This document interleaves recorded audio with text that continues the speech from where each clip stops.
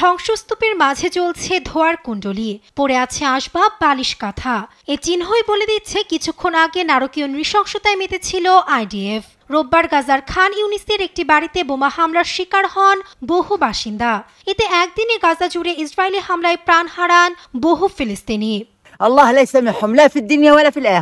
রাত 11টা থেকে এক নাগাড়ে বোমা পড়তে শুরু করে। এসব মানুষ শহীদ হয়েছেন। আমরা প্রাণ নিয়ে কোনো রকম পালিয়ে এসেছি। তারা আর কি চায়?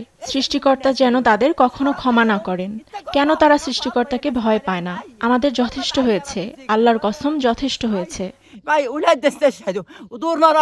এদিকে অব্যাহত হামলার মধ্যে গাজার 2/3 এলাকাতে কঠোর বিধিনিষেধ আরোপ করেছে ইসরায়েল। এ তথ্য নিশ্চিত করেছে জাতিসংঘের মানবিক বিষয়ক সমন্বয় অফিস OCHA।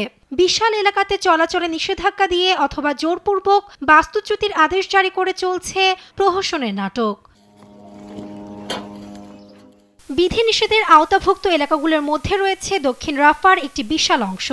গেল 31 মার্চ এলাকাটিতে ইসরায়েলি সেনাবাহিনী নতুন বাস্তুচ্যুতি আদেশ জারি করে। শুধু রাফাই নয়, কঠোর বিধিনিষেধের বেড়াজাল থেকে বাদ পড়েনি গাজা শহরের কিছু অঞ্চলও। ফলে রাফা ও গাজা শহর থেকে প্রতিদিনই জোরপূর্বক বাস্তুচ্যুত হতে হচ্ছে হাজার হাজার ফিলিস্তিনিকে। এদিকে যুদ্ধবিরতি ভেঙে গাজায় পুনরায় আক্রমণের সিদ্ধান্তে প্রধানমন্ত্রী বেনিয়ামিন নেতানিয়াহুর বিরুদ্ধে ধারাবাহিক বিক্ষোভ অব্যাহত রেখেছে তেল আবিব। শনিবার শহরের রাস্তায় বিক্ষোভে জড়ো হয় ক্ষুব্ধ জনতা। এ সময় হামাসের হাতে আটক সকল জিম্মিকে মুক্তি দেওয়ার জন্য সরকারের প্রতি আহ্বান জানান বিক্ষোভকারীরা। একই দিন নেতানিয়াহুর হাঙ্গেরি সফরের বিরুদ্ধে প্রতিবাদ জানায় বুদাপেস্টের বাসিন্দারাও। এদিকে সোমবার হোয়াইট হাউসে ট্রাম্পের সঙ্গে বৈঠকে বসছেন ইসরায়েলি প্রধানমন্ত্রী Netanyahu.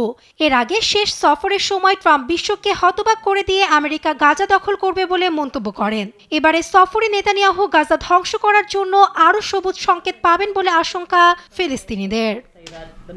Nasrin Akter, news desk, দেশ টিভি।